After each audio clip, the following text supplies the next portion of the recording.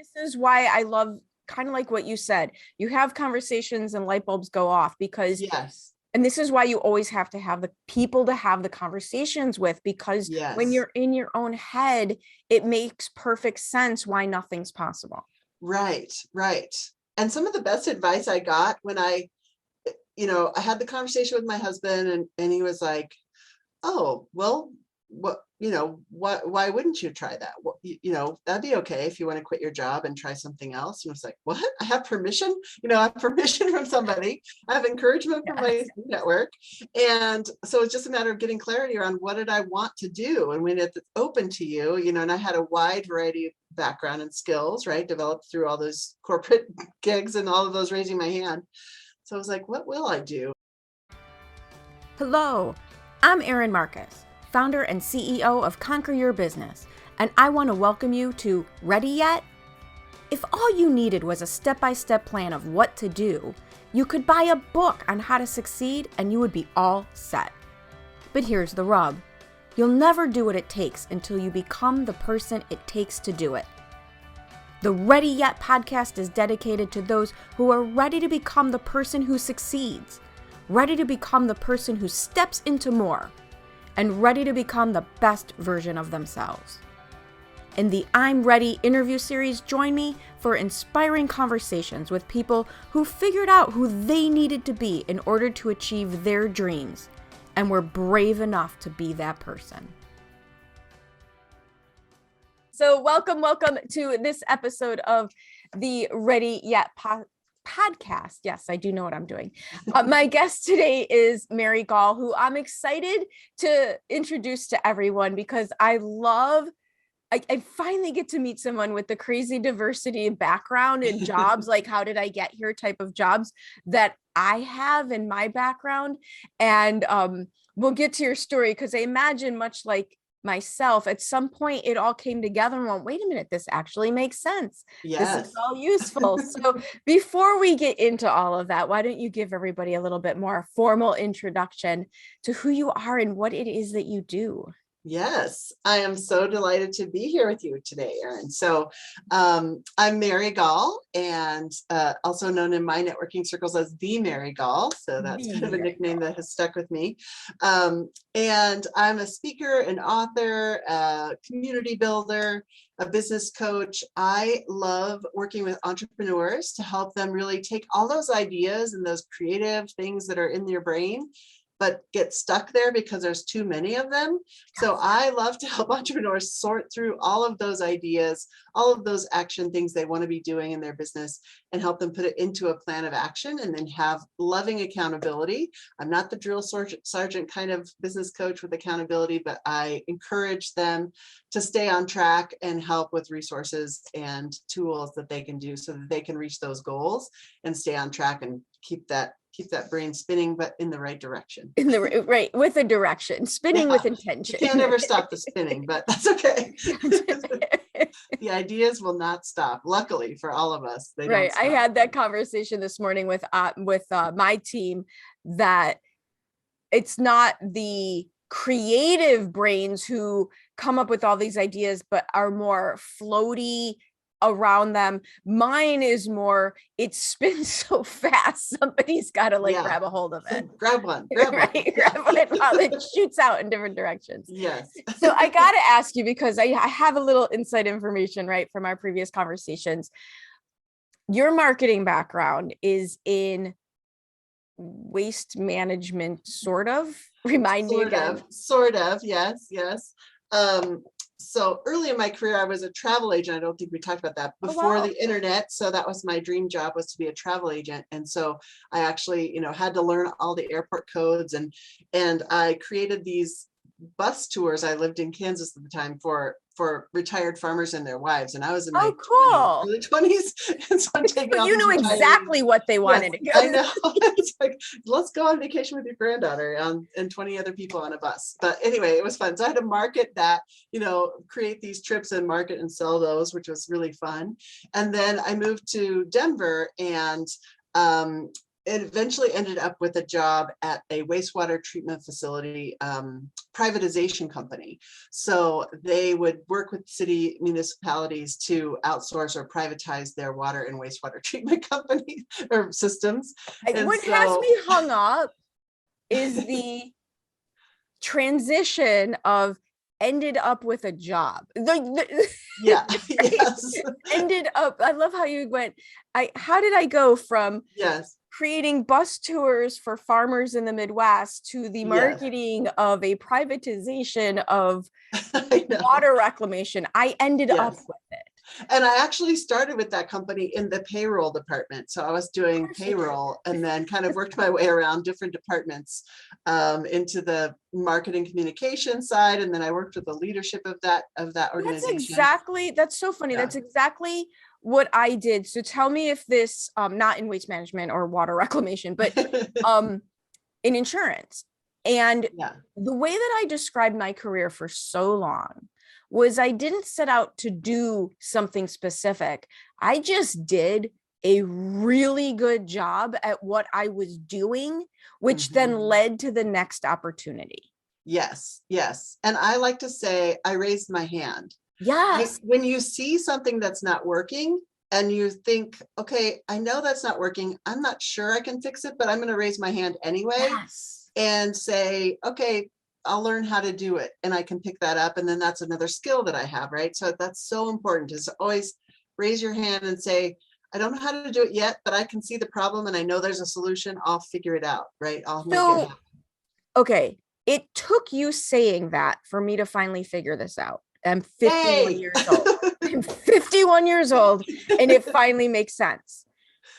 What you're describing, the way that I ran my career, my corporate career, the way that you ran your corporate career was actually an entrepreneurial approach within corporate. Yes. Problem solving to move forward. And people keep asking me, how did you leave your 6-figure income in your expense account and your great people that you worked with to do? But truth be told, I was behaving as an entrepreneur within my corporate structure by doing exactly what you're talking about doing. And then finally just got old enough and brave enough to go do it on my own. Yeah. Yeah. So that's exactly it. It is that entrepreneur's mindset of, I'm not stuck in this one path. There's multiple paths available to me. I get to choose, right? As much as possible in the corporate world. But you do get to choose by raising your hand, by taking on a new project, by shifting departments, those kind of things. And you can kind of self-direct your career the same way you would self-direct a business. And and now that you say that, I never understood people who felt trapped in their corporate job, because I never felt trapped in my corporate There's always job. Something new to learn. Yeah. Yeah. Very cool. Well, thank you. Yeah, we can stop now. I got my This is what I do. This is what you do. Just show up and have conversations. Right, exactly. So the way that I describe going officially from corporate to officially not as corporate is you either jump off the cliff or you were pushed off the cliff, but either way you're falling off a cliff. Yes. So how did you find yourself no longer on solid ground? Yeah, or water. I jumped on purpose. And after I left, the big engineering firm, I ended up running a law firm for about 10 years. And I started as a part-time front desk person. I love it. The first day on the job, I was looking at their website and I was like, you guys have some typos on the website. And they're like, oh, can you fix that? I was like, I don't know how to, I've never done a website. I don't know, but I can take a class and I'll learn it. And so I learned HTML. I learned how to go and code their website, so it's like, it's this, oh my God. So my version of that, I was in the closet, literally in the closet with my boss, because that's where the server was kept, right? Yes, and we had one of those too. In the closet, physically looking at a computer at this server, because one of our clients asked us for information, and we were standing there staring at the computer going, well, it's in there. Yeah. How do I get it out? And I said, I don't know, but I can go take a class in, ready? Access, remember? Yes, access. I took a class in that too. Access and access. And I created reporting. Nice. Very And nice. from there, created my own department, what became an entire department. Yeah. Yeah. Love it. Love it. Love it. Love it. That simple. I mean, it's part of it's being in the right place at the right time where there is opportunity to take on those projects too, right? Where they say, okay, we're going to trust you to learn this and fix it for us, right? So it takes time to build that trust level up so that they will say, yes, we'll train you to go and do this. But it takes raising your hand for all those little things that lead up to the bigger projects. Absolutely. But yes, I had my many moments in the closet with the server as well. So I can relate to that story. So you're at the law firm. So at the law firm, after 10 years, I had done literally everything I could do at the law firm there, except practice law, which I had no desire to do. And, acting with the partners and helping them plan, I'm helping them strategize. And I'm like, I could be done here, Right. But I wasn't sure what else I wanted to do, if I wanted to move on to another job. And so I had some friends that were in a mastermind with me, and they suggested I start my own business. And I was like, what would I do? How does that work? What is so funny that we see this in other people, and I'm listening to your story going, well, what wouldn't you be able to do? But for ourselves, this is why I love kind of like what you said, you have conversations and light bulbs go off because and this is why you always have to have the people to have the conversations with, because when you're in your own head, it makes perfect sense why nothing's possible. Right. And some of the best advice I got when I had the conversation with my husband and he was like, oh, well, why wouldn't you try that? Well, that'd be okay if you want to quit your job and try something else. And I was like, what? I have permission? I have permission from somebody. I have encouragement from my network. And so it's just a matter of getting clarity around what did I want to do? And when it's open to you, and I had a wide variety of background and skills, right? Developed through all those corporate gigs and all of those raising my hand. So I was like, what will I do? And so one of the people in my circle said, start asking yourself this question, I wonder. And it was so life-changing because for about a month, I just asked myself, I wonder all throughout the day. I wonder what my next job will be. I wonder what kind of people I'll work with. I wonder if I have to commute or if I'll have, work closer to home. I wonder if I'll have an office. I wonder, what kind of money I can make. I wonder. And your brain will start to answer that. Things started showing up. I started seeing all this information about a virtual assistant company.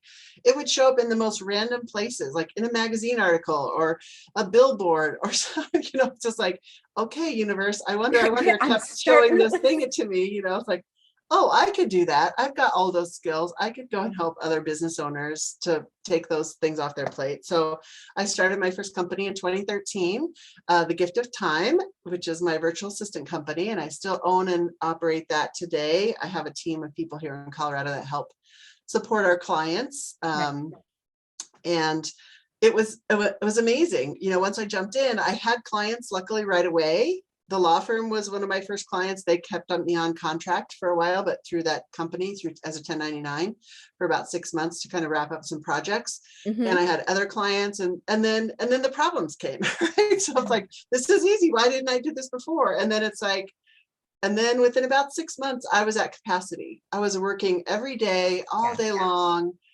I had the opportunity to take on a big client and I was like, I cannot take on this client. I just don't have any more space to think about another project and I can't do it. And so I was like, well, this is not the way to grow a business, right? To turn away clients. Right. So, this is not why I'm doing this. And so I knew I needed help. And that's when I got a business coach and joined a peer advisory board and started taking some courses. And that really helped me to shift my thinking from, again, in the corporate world, I was acting more as an entrepreneur, but once I started my business, I was acting like an employee, right? Right. This is exactly like, that's my niche. This is my story. This is your story. I call it, I'm doing all the work. So why isn't it working? Right. We come out of corporate. We've had all these successes and we expect it to continue. And in a way it does. But it's not the same. Not the the same. And it's one thing to be able to do something on behalf of a corporation or a business, but then you put your flag in the ground and say, I'm doing this on behalf of me, and everything since your childhood, bubbles up to mess with your head. But it's so true that the way that I describe it, and you'll totally get this, is there's certain things in your corporate life that kill you as an entrepreneur. Yeah. And conversely, if you can get past it, there's certain things in your corporate life that really, really help you move forward, such as once you got out of your own way and learned how to hire people. Yes. In corporate, you hire people for jobs all the time. It doesn't occur to me to not hire the people who know how to do the things. I do not do things I don't know how to do. Yeah. I don't spend a lot of time trying to figure out how to do things that I don't want to know how to do. Right. Hire those people. Right. But as an entrepreneur, you think you have to be able to do it all. Right. Yeah. And learning how to go from what I call a solopreneur into a business owner is a really difficult tipping point. Yes, it is. It is. Yeah. And we experience that still today with people who think they are ready to hire a VA, but they're really not ready to let go of anything. We have some people like, here, take everything off my plate. I want to, here's all my bank accounts, everything, right? Just do it, take it. I don't want to ever see this again. Right. But then there's some people who are like, yeah, you can do that. But then I want to look at it every day. I want to still see it. They just can't quite let go. So and there's nothing wrong with that. It just means you're not really ready to grow to the level. Part of the process. Yeah. Part of the process. Yeah. So I started taking these courses and had a peer advisory board. So I was around other entrepreneurs and was learning from them and what they've experienced and getting feedback and advice from them. And then the people that were running that program decided they wanted to expand outside of the Denver metro area, and they were going to license their coaching platform and their peer advisory, intellectual property and all that kind of thing. So I got certified with them to be a coach and started my other business in 2015. So 2 years later, started my coaching and consulting business, which is Success Magnified, which is where I spend all my time because it's what I love to do. It's just like, having these conversations to help people get the clarity they need to move forward. It's really what I absolutely love to do. And just having that sounding board and a thought partner for entrepreneurs. I work primarily with solopreneurs. And so they can get stuck in their own way. And so they really do need that outside influence. And you talked briefly about how your husband said, yeah, you could do that permission thing. I think there's a permission piece, and there's also the fear and the wobbles and the wiggles in our head that we don't really, most of us grow up thinking anything's possible. I mean, we do when we're 10, but it goes away. And I literally just yesterday had a conversation at the gym. Yeah. With someone who said, oh, I'm glad you came back. I've been off for a few weeks. He's like, oh, I'm so glad I got to see you today. Because he knows what I do. Yeah. And he said, I have this idea and I want to do this and I want to do that. Do you think that's crazy to want to do those things? And I looked at him and I said, I think the biggest challenge is people don't realize how much more accessible things are. Yes. Things are much more accessible than what we think. And he looked at me like teary-eyed. Yeah. Because he just needed somebody to tell him, not only is it possible, you're not crazy for wanting it. Right. It's actually doable. Yeah. Yeah. And to be able to do that for people is just, I love it. It's just so exciting. I do too. It's such a great thing to be able to do for a living. It's like some days it's like, I get to do this for a living. So it's so fun. I hope you're enjoying this episode of the Ready Yet podcast. I know I really enjoy having conversations about who you need to be in order to reach new heights. As founder and CEO of Conquer Your Business, I work with my clients at the intersection where what they need to do to succeed meets who they need to be to do it. If you would like to have a conversation about your business, please reach out to me at erin@conqueryourbusiness.com. So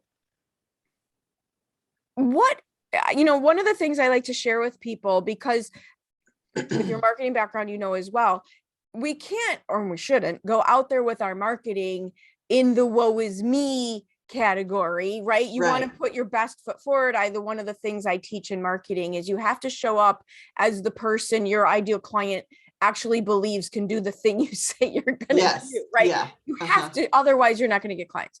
That being said, and there's all these gurus out there way, way, way, way ahead of everybody who share their failures because there's no risk of them to them when they share their failures. But I think for those of us who are just a few steps ahead, sharing the truth of what we've had to go through can be extremely helpful and beneficial to the people who are just a few steps behind us. So with that framework, what hasn't worked? What have you tried? Where have you failed miserably?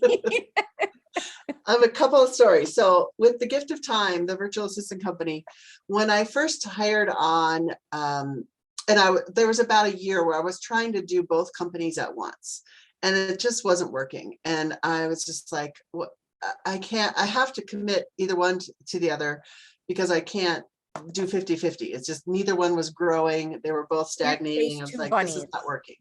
And so I made the decision I was going to spend 90% of my time in the coaching business, and I was going to outsource more of the client work to my team and hire and bring on another team member.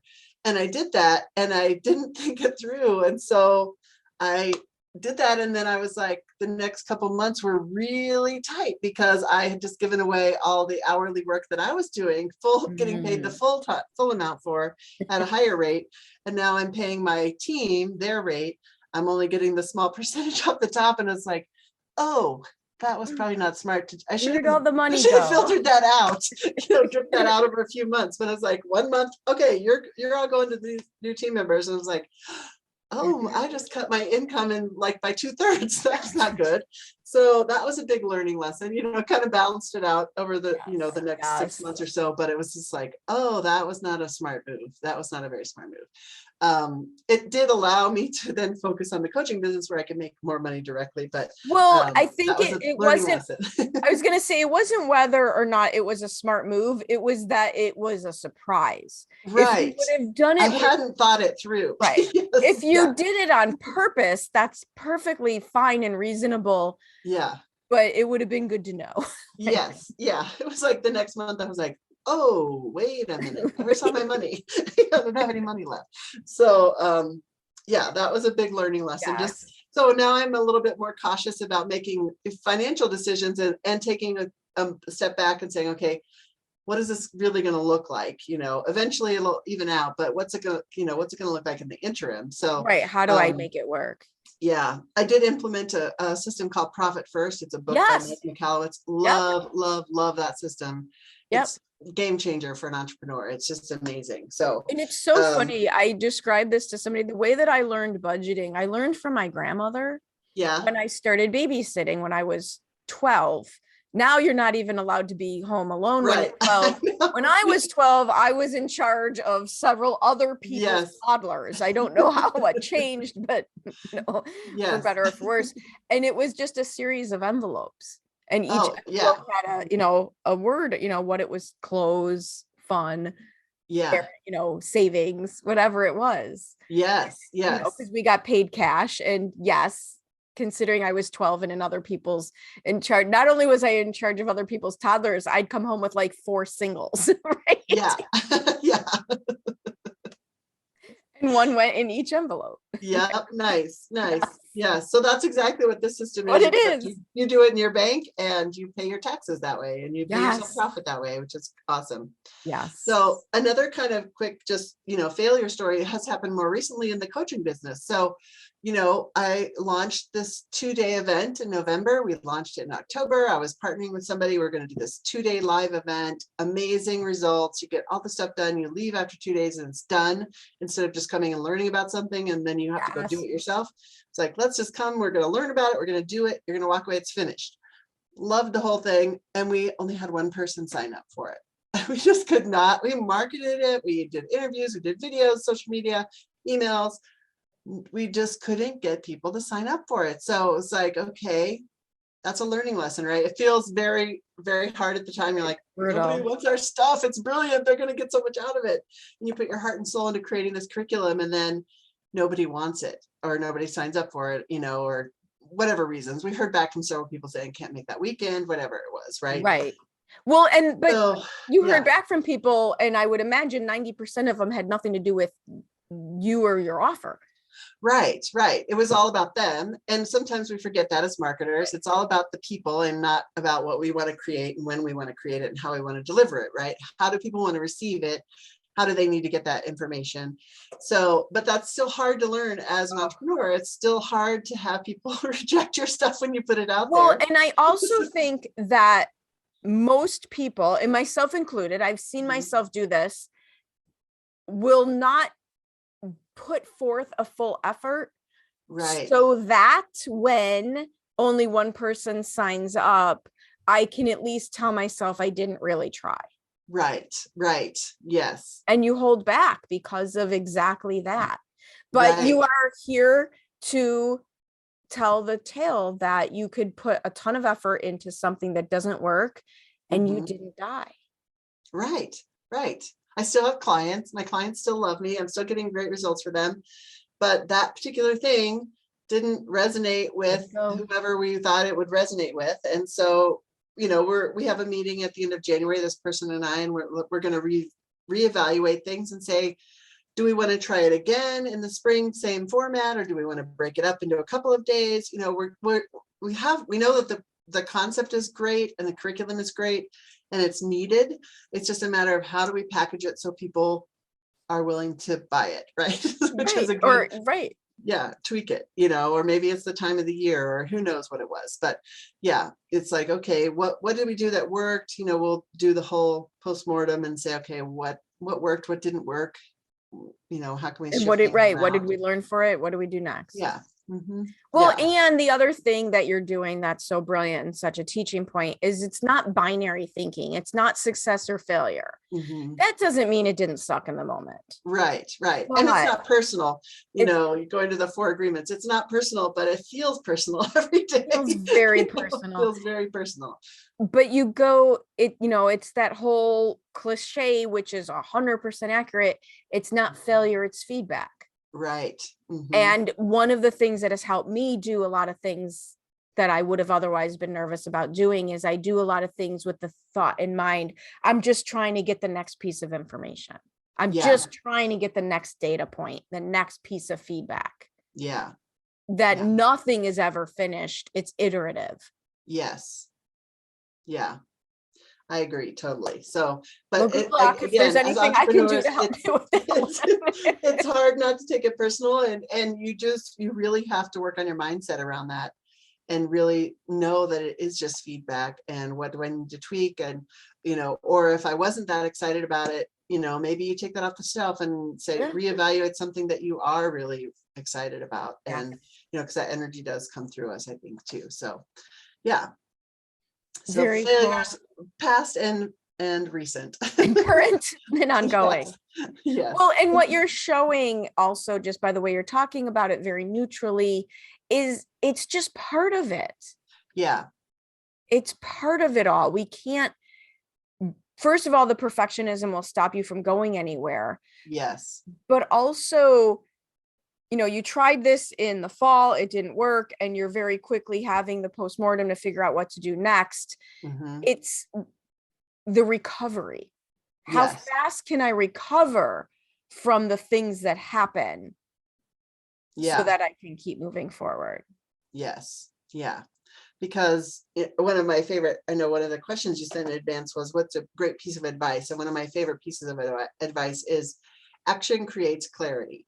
So you have to keep taking action, because if you're, it will become clear on the actions you're taking, because you will get that feedback, right? And it will tell you this is working or this is not working, or tweak this, and just keep taking action. It creates clarity every time. And it goes, for even further than that. I love that, because it's not just that it creates clarity in terms of business tactics. Mm-hmm. So many times I ask people, what do they want? What fills their cup? What is bigger than them that is driving them? And they don't know, because they've been in the weeds for so long. Either they've forgotten they're allowed to even want something, or if you're a good girl from the Midwest, you didn't know from the beginning you were allowed to want something, all of these stories. And taking action actually helps you figure out what it is you even want. Yes. Mm-hmm. Yeah.